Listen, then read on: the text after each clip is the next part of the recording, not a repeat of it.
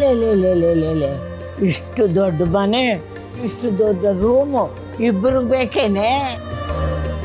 ಯಾಕೆ ಹಂಗಂತೀರ ಅತ್ತೆ? ನಮ್ಮ ಅಳಿಯಂದ್ರ ಮನ್ಸ್ ಥರಾನೇ ಈ ಮನೆನೂ ದೊಡ್ಡದಾಗಿದೆ. ಇಷ್ಟು ಚಿಕ್ಕ ವಯಸ್ಸಲ್ಲಿ ಇದೆಲ್ಲ ಸಂಪಾದನೆ ಮಾಡಿದ್ದಾರೆ. ಅದಕ್ಕೆ ನಾವೆಲ್ಲರೂ ಖುಷಿ ಪಡ್ಬೇಕು.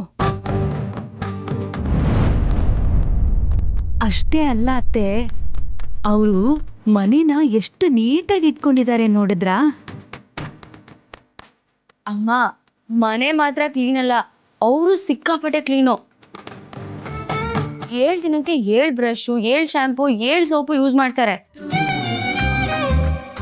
ಒಂದೇ ಬ್ರಷ್ನಲ್ಲಿ ಹಲ್ಲುಜ್ಜಿದ್ರೆ ಬೆಳ್ಳಗಾಗಲ್ವಾ?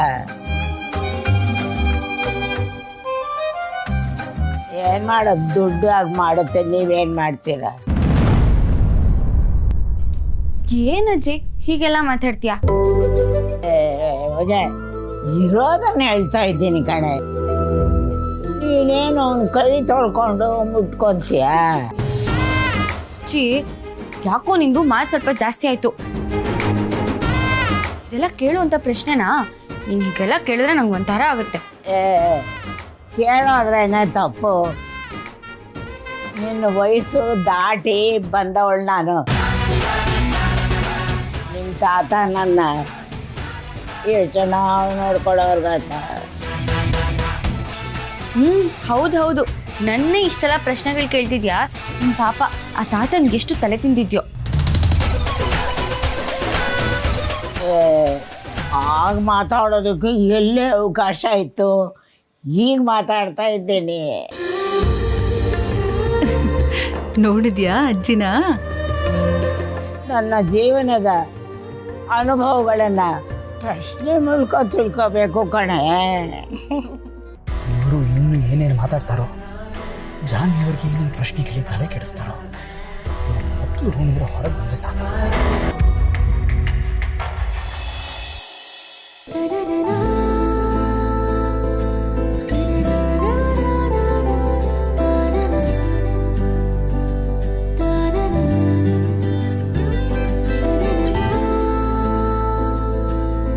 ಅವರೇ ಫೋನ್ ಮಾಡ್ತಾ ಇರೋದು.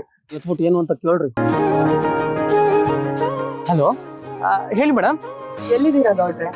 ಬತ್ತವನೆ ಕಳಿಸಿದ ಬೊಕ್ಕೆ ಚಾಕ್ಲೇಟ್ ಸಿಕ್ತು, ತುಂಬಾ ಖುಷಿ ಆಯ್ತು. ಆದ್ರೆ ಇದನ್ನ ನೀವೇ ಕೊಟ್ಟಿದ್ರೆ ಇನ್ನ ಖುಷಿ ಆಗ್ತಿತ್ತು. ಮೇಡಮ್, ನಾನು ಬರೋ ದೋಸಿ ಗೊತ್ತಾದ್ರೆ ನಿಮ್ಗೆ ಬೇಜಾರಾಗ್ಬಾರ್ದು ಅಂತ ಕೊಟ್ಟು ಕಳಿಸ್ಬಿಟ್ಟೆ. ನಿಮಗ್ ಖುಷಿ ಆಯ್ತಲ್ಲ, ನಂಗೂ ಖುಷಿ. ಬೇಗ ಬನ್ನಿ, ನಾನ್ ನಿಮ್ಮನ್ನ ನೋಡ್ಬೇಕು ಅಂತಾನೆ ಬಂದಿರೋದು. ನಾನು ಅಷ್ಟೇ ಇವತ್ತು ಹೆಂಗಾರ ಮಾಡಿ ನಿಮ್ಮನ್ನ ನೋಡಿ ಮಾತಾಡ್ಸ್ಕೊಂಡು ಹೋಗುವ ಅಂತಲೇ ಬರ್ತಾವನೆ. ಬೇಗ ಬನ್ನಿ. ಮೇಡಮ್, ಬತ್ತವನೆ.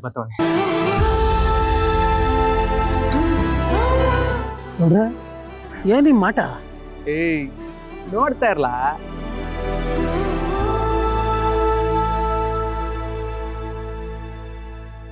ಭಾವಾನಂದ ನೀವೇನಾ?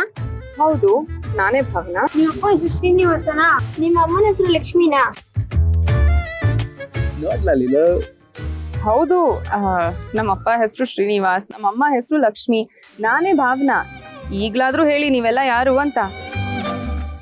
ಇವ್ರೆ ಅಂತ ಕನ್ಫರ್ಮ್ ಆಯ್ತು ಕೊಂಡ್ರಾಟ.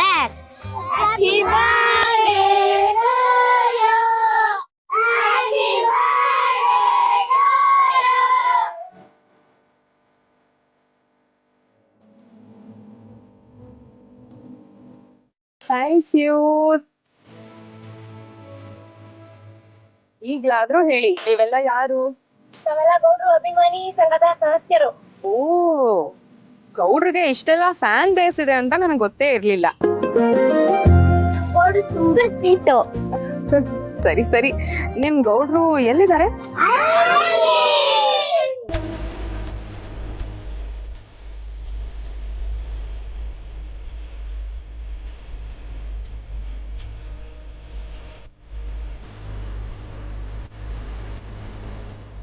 ಗೌಡ್ರು ಎಲ್ಲಿ ಹೋದ್ರು?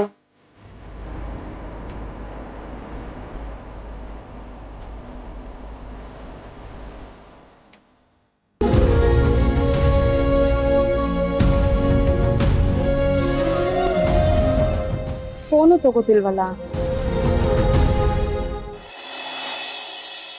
ನೀಲು ತಗೋ. ಸೋಪಿ, ಇದ್ರಲ್ಲಿ ಇರೋದು ಅವಳ ಒರಿಜಿನಲ್ ಡೇಟ್ ಆಫ್ ಬರ್ತೇನಾ? ಆಸ್ ಪರ್ ID ಪ್ರೂಫ್ ಹೌದು. ಬಟ್ ಸ್ಟಿಲ್ ಇದೇನಾದರೂ ಅವಳ ಡೇಟ್ ಆಫ್ ಬರ್ತ್ ಅಲ್ಲ ಅಂತ ಅಂದರೆ ನಾವು ಬೇರೆ ಜಾತಕನೇ ಮಾಡಿಸ್ಬೇಕಾಗುತ್ತೆ. ಇರು, ಯಾವುದಕ್ಕೂ ಒಂದ್ಸಲ ಫೋನ್ ಮಾಡಿ ಕನ್ಫರ್ಮ್ ಮಾಡ್ಕೊತೀನಿ.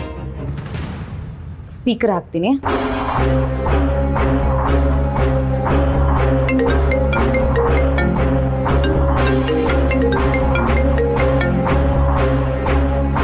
ಹಲೋ ಪೂರ್ವಿ, ನೀನು ಕೊಟ್ಟಿರೋ ಪ್ಯಾನ್ ಕಾರ್ಡ್ ಮತ್ತು ಆಧಾರ್ ಕಾರ್ಡ್ ಮೇಲಿರೋದು ನಿನ್ನ ಒರಿಜಿನಲ್ ಡೇಟ್ ಆಫ್ ಬರ್ತಾ?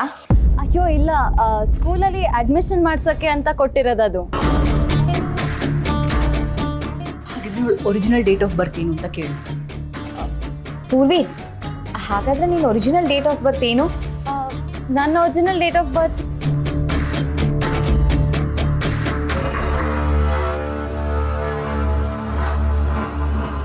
ಇದ್ರ ಜೊತೆಗೆ ಅವಳ ರಾಶಿ ನಕ್ಷತ್ರ ಏನು ಅಂತ ಕೇಳು. ಪೂರ್ವಿ, ನಿನ್ನ ರಾಶಿ ನಕ್ಷತ್ರ ಯಾವುದು? ರಾಶಿ ನಕ್ಷತ್ರನ? ಪಾರ್ಟ್ನರ್ಶಿಪ್ ತಗೊಳಕ್ಕೆ ರಾಶಿ ನಕ್ಷತ್ರ ಎಲ್ಲ ತಗೋತಾರಾ? ಇಲ್ಲ ಇಲ್ಲ ಇಲ್ಲ, ದೇವಸ್ಥಾನದಲ್ಲಿ ಇನ್ನೊಂದು ಪೂಜೆ ಕೊಟ್ಟಿದ್ದೆ, ಅಲ್ಲಿ ಇದನ್ನೆಲ್ಲ ಕೇಳ್ತಿದ್ದಾರೆ, ಅದಕ್ಕಷ್ಟೇ. ಸರಿ, ನನ್ನ ರಾಶಿ ಒಂದು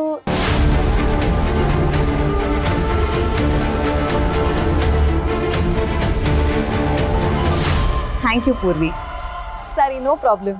ಆಮೇಲೆ ಕಾಲ್ ಮಾಡ್ತೀನಿ. ಬಾಯ್.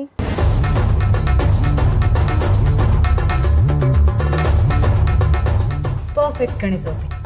ಈಗ ನೀನು ಫೋನ್ ಮಾಡಿ ಆ ಶಾಸ್ತ್ರಿಗಳನ್ನ ಬರಕ್ಕೆ ಹೇಳು. ಬೈ ಚಾನ್ಸ್ ಇದೇನಾದರೂ ಮಿಸ್ ಹೊಡೆದ್ರೆ ನಾವಾಗ ಬೇರೆದೇ ಪ್ಲಾನ್ ಮಾಡಬೇಕಾಗುತ್ತೆ.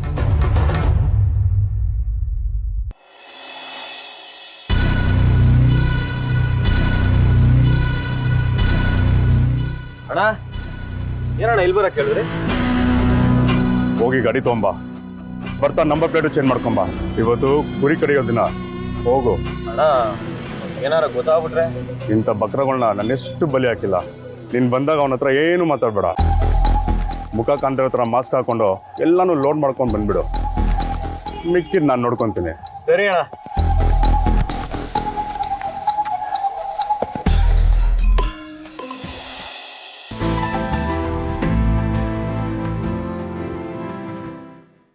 ಹಲೋ, ಹಾಂ ಹೇಳಿ. ಹಾಂ, ಫೋನ್ ಮಾಡಕ್ಕೆ ಹೇಳಿದ್ದೆ. ಬರುತ್ತೆ ಸರ್. ಆಯ್ತು ಸರ್. ಹಾಂ ಸರ್, ನಾನು ಫೋನ್ ಮಾಡ್ತೀನಿ. Yeah, bye. ಹಲೋ ಸರ್, ಹೇಗಿದ್ದೀನಿ? ಅಪ್ರೂಪ ಆಗ್ಬಿಟ್ರಿ. ಎಲ್ಲಿ ಸರ್ ಅಪ್ರೂಪ? ಲಾಸ್ಟ್ ವೀಕ್ ನಿಮ್ಮ ಹತ್ರ ಬಂದು ಮಾತಾಡ್ಸ್ಕೊಂಡು ಹೋದ್ನಲ್ಲ. ತುಂಬಾ ದಿನ ಆಯ್ತು ಅಂತ ಅನ್ನಿಸ್ತಾ ಇದೆ. ಹೇಳಿ ಸರ್. ನಾನು ಅವತ್ತು ನಿಮ್ಗೆ ಹೇಳಿದ್ನಲ್ಲ, ನಾವು ಒಂದು ಕಾರ್ಪೊರೇಟ್ ಕಂಪ್ನಿ ಓಪನ್ ಮಾಡೋ ಪ್ಲಾನ್ ಇದೆ ಅಂತ. ಅದು ಲೋನ್ ಸ್ಯಾಂಕ್ಷನ್ ಆಗಿದೆ. ಹಾಂ, fantastic. Congratulation. Thank you sir. ನನಗೆ ನೀವು ತುಂಬ ಲಕ್ಕಿ ಅನ್ಸುತ್ತೆ. ಹೌದು ಸರ್, ನಿಮ್ಮನ್ನ ಮೀಟ್ ಮಾಡಿ ಹೋದಾಗೆಲ್ಲ ನನ್ನ ಕೆಲಸಗಳೆಲ್ಲ ಈಸಿಯಾಗಿ ಸಕ್ಸಸ್ಫುಲ್ ಆಗಿಬಿಡುತ್ತೆ, ಗೊತ್ತಾ? ಹಾಗೇನಿಲ್ಲ ಸರ್. ಆ್ಯಕ್ಚುಲಾಗಿ ಹೇಳಬೇಕು ಅಂದರೆ ನೀವು ನನಗೆ ಲಕ್ಕಿ. ನೀವು ಬಂದು ಹೋದ್ಮೇಲೆ ಬಿಸ್ನೆಸ್ ಚೆನ್ನಾಗಾಗ್ಬಿಟ್ಟಿದೆ. ಮೋಸ್ಟ್ಲಿ ಇಬ್ರು ಲಕ್ಕಿ ಅನ್ಸುತ್ತೆ. ಫ್ಯೂಚರ್. ನಾಳೆ ಒಳ್ಳೆ ದಿವಸ ಅಂತೆ. ಸೊ ನಮ್ಮ ಆಫೀಸ್ದು ಪೂಜೆ ಇಟ್ಕೊಂಡಿದ್ದೀನಿ. ನೀವು ನಿಮ್ಮ ಫ್ಯಾಮಿಲಿ ಮಿಸ್ ಮಾಡದೆ ನಮ್ಮ ಪೂಜೆ ಬರಲೇಬೇಕು ಸರ್. ಇದು ನನ್ನ car. Sir, very kind of you to invite. ಆದರೆ ನಾನು ಈಗ ತಾನೇ ಬಿಸ್ನೆಸ್ ಶುರು ಮಾಡಿದ್ದೀನಿ, ಬಿಟ್ಟು ಬರೋಕ್ಕಾಗಲ್ಲ. ಬಟ್ ನನ್ನ ವಿಶಸ್ಸು ನಿಮ್ಮ ಜೊತೆ ಯಾವಾಗಲೂ ಇದ್ದೇ ಇರುತ್ತೆ. Okay, thank you sir. ನೀವು ಒಳ್ಳೆ ಮನಸ್ಸಿಂದ ವಿಶ್ ಮಾಡಿದ್ರೆ ಖಂಡಿತವಾಗ್ಲೂ ಒಳ್ಳೇದು ಹಾಗೆ ಆಗುತ್ತೆ. ಅದಕ್ಕೆ ನಮ್ಮ ಆಫೀಸ್ ಬೇಕಾಗಿರೋ ಎಲ್ಲ ಐಟಮ್ಸು ಇಲ್ಲಿಂದನೇ ತೊಗೊತಾ ಇದ್ದೀನಿ. ಪ್ಲೀಸ್ ನೋಡಿ, ಯಾವ್ದು ಬೇಕು ಬನ್ನಿ.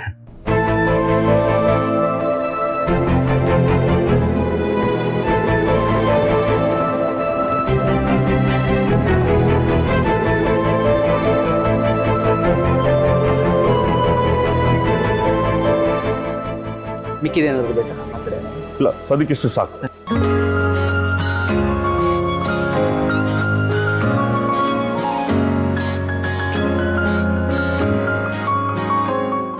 ಸರ್, GST ಸೇರಿಸಿ 9,10,000 ಆಗುತ್ತೆ. ನಿಮಗೆ ಅಂತ ಬಲ್ಕ್ ತಗೋತಾ ಇದ್ದೀರಾ, ಅದಕ್ಕೆ 9 lakhs ಮಾಡ್ಕೊಳ್ತೀವಿ. ಓಕೆ.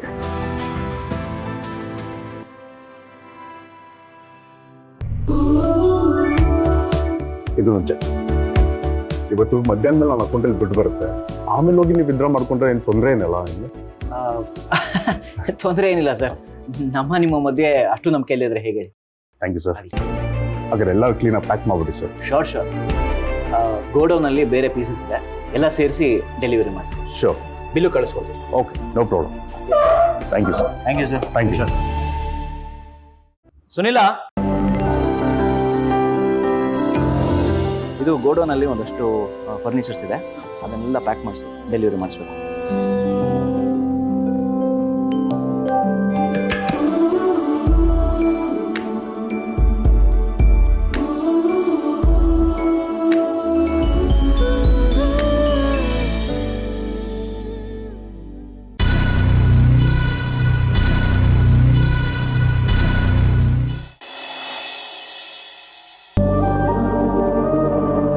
ಲಕ್ಷ್ಮಿ, ನಮ್ಮ ಮಗಳು ಅಳಿಯಂದ್ರು ನೋಡಿದ್ರೆ ಎಷ್ಟು ಖುಷಿ ಆಗುತ್ತಲ್ಲ.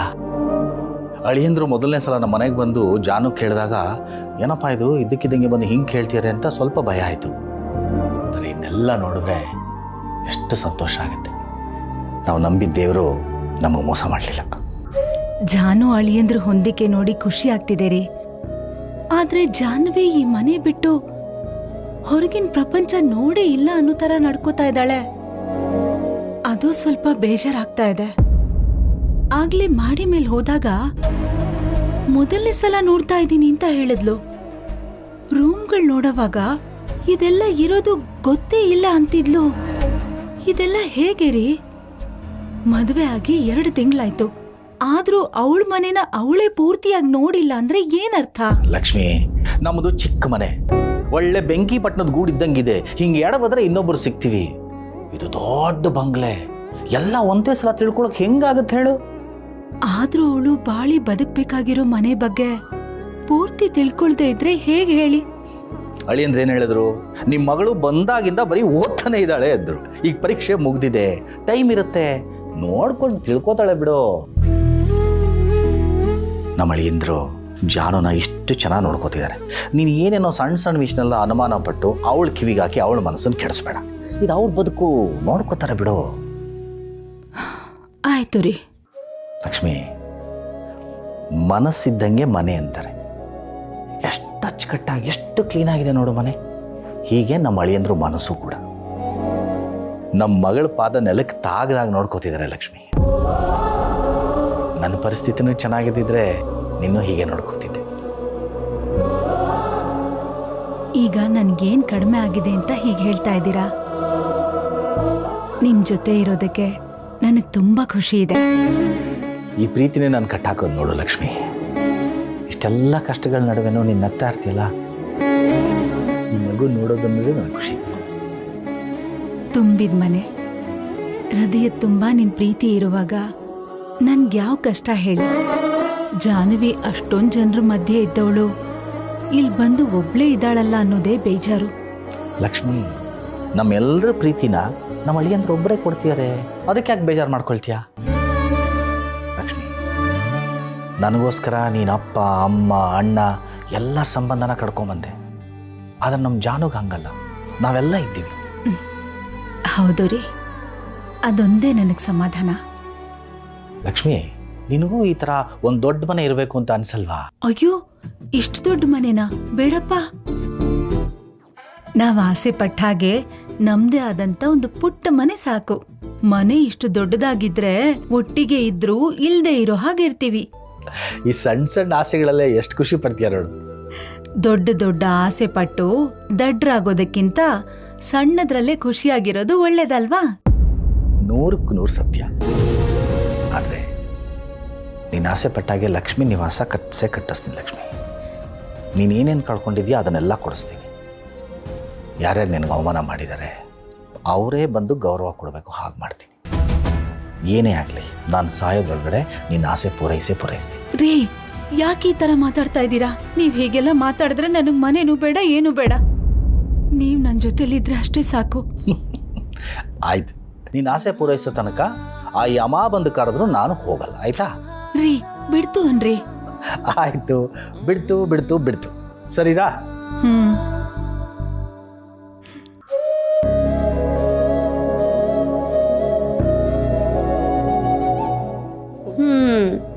ಏನು ಇಬ್ರು ರೊಮ್ಯಾನ್ಸಾ? ಏ ಜಾನ್ವಿ, ನೀನುನಾ? ಮತ್ತೆ ಖುಷಿಯಾಗಿರ್ಬೇಕು ನೀವಿಬ್ರು. ನೀವು ಖುಷಿಯಾಗಿರೋದನ್ನ ನೋಡೋಕ್ಕೆ ನನಗೆ ಖುಷಿ ಆಗಲ್ವಾ? ಮಗಳೇ, ನಮ್ದೆಲ್ಲ ಮುಗೀತು. ನೀನು ಖುಷಿಯಾಗಿದೆಯಲ್ಲ, ನಿನ್ನ ಖುಷಿನೇ ನಮ್ಮ ಮುಖ್ಯ. ಅದೇ ಮತ್ತೆ, ಇಷ್ಟು ಒಳ್ಳೆ ಗಂಡ ಸಿಕ್ಕಿರುವಾಗ ಖುಷಿಯಾಗಿಲ್ಲದೆ ಇರೋಕ್ಕಾಗುತ್ತಾ? ಸರಿ ಸರಿ, ಊಟ ರೆಡಿಯಾಗಿದೆ, ಬನ್ನಿ ಇಬ್ರು. ಓಹ್, ಆಯ್ತು, ಬಂದ್ವಿ. ಏನು ಮಾಡಿದ್ಯೋ?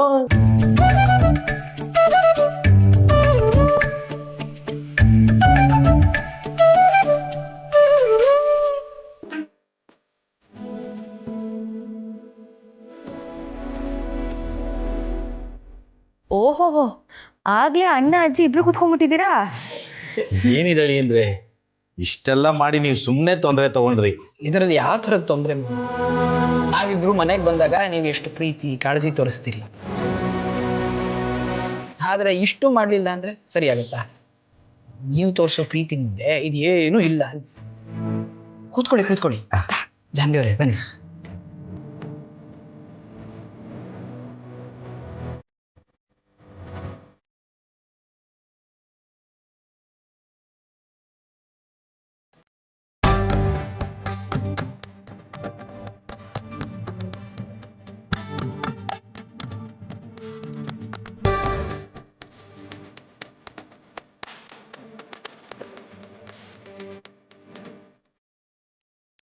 ಅಳಿಯಂದ್ರೆ, ಅಡುಗೆ ತುಂಬಾ ಚೆನ್ನಾಗಿದೆ.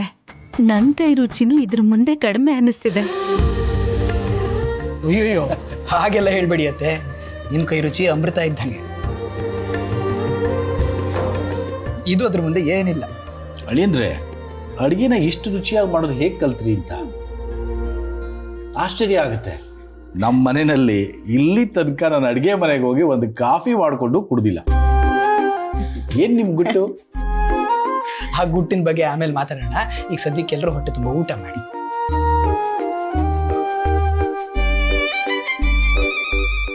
ಅಳಿಯಂದ್ರೆ, ಬನ್ನಿ ನೀವು ನಮ್ಮ ಜೊತೆ ಕೂತ್ಕೊಳ್ಳಿ. ಅಯ್ಯೋ ಬೇಡ ಮಾವ, ನಿಮ್ಗೆಲ್ಲ ಬಡಿಸಿ ಆಮೇಲೆ ನಾನು ಕೂತ್ಕೋತೀನಿ. ನೀವೆಲ್ಲ ಹೊಟ್ಟೆ ತುಂಬ ಊಟ ಮಾಡೋದನ್ನ ನಾನು ಕಣ್ಣು ತುಂಬ ನೋಡಬೇಕು.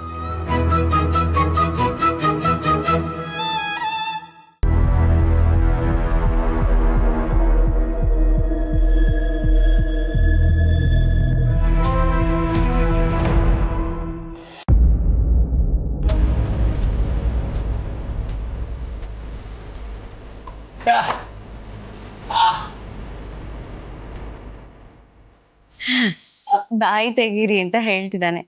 ಯಾಕೆ?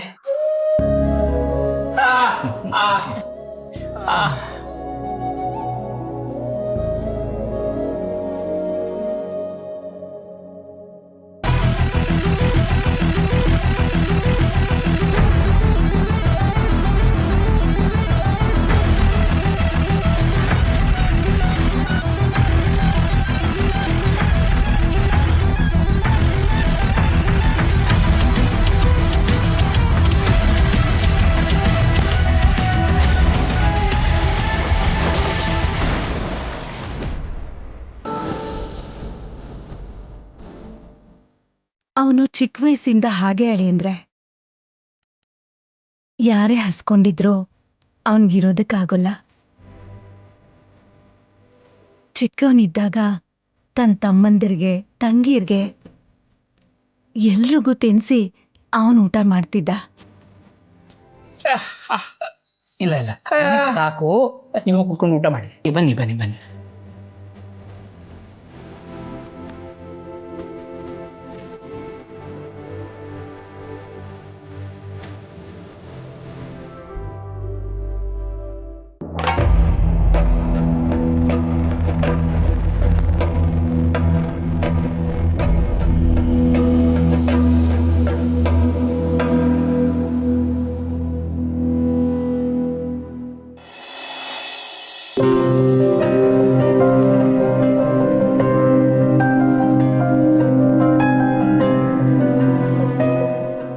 ಗೌಡ್ರೆ, ಮಧ್ಯಾಹ್ನ ಆಯ್ತಾ ಬಂತು. ಪಾಪ ಅವ್ರ ಬರ್ತಡೇ ದಿನನೂ ಈಟೊಂದು ಕಾಯಿಸಿದ್ರೆ ಅವ್ರ ಮನ್ಸಿಗೆ ಬೇಸರ ಮಾಡ್ಕೊಳಕ್ಕಿಲ್ವೇ? ಇರ್ಲಲ್ಲ, ಹೋಗೋದ್ ಕೆಲಸೆಲ್ಲ ಬಂದಿರೋದು ನಿಮಗೆ. ಅವ್ರ ದೂರದಲ್ಲಿ ನಿಂತ್ಕೊಂಡು ಅವ್ರು ಖುಷಿ ಪಡೋದನ್ನ ನೋಡೋ ಕಾಸೆ. ಈಗ ನೋಡು ಏನ್ ಮಾಡ್ತೀನಿ ಅಂತ.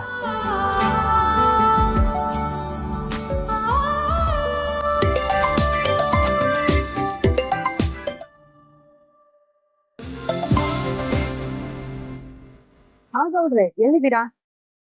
ನೀವೆಲ್ಲಿದ್ದೀರಾ ಮೇಡಮ್? ನೀವ್ ಹೇಳಿದ ಜಾಗದಲ್ಲೇ ಇದ್ದೆ. ನೀವು? ಹಂಗೆ ಹೊಸಿ ಹಿಂದೆ ತಿರುಗಿ ಮೇಡಮ್.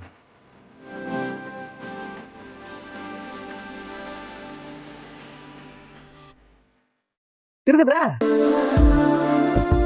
ಅದೊಂದು ಮಂಟಪ ಕಾಣ್ತಿದೆಯಲ್ಲ, ಹೌದು ಗೌಡ್ರೆ. ಆ ಮಂಟಪದ ಹತ್ರ ಬನ್ನಿ ಮೇಡಮ್.